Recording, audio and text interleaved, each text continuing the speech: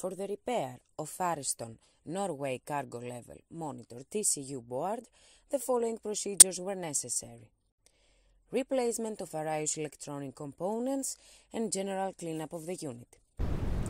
For testing, we add 23-volt DC power supply and a LED. By turning on the power supply, the unit reacts accordingly, and we can see that the LED lighting up.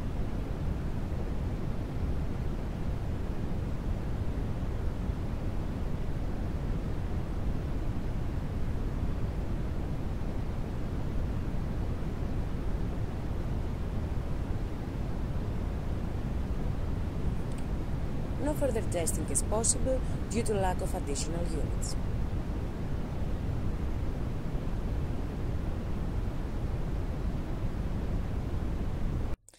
It is now clear that the Ariston Norway cargo level monitor TCU board is working successfully and it is ready to be delivered to the customer.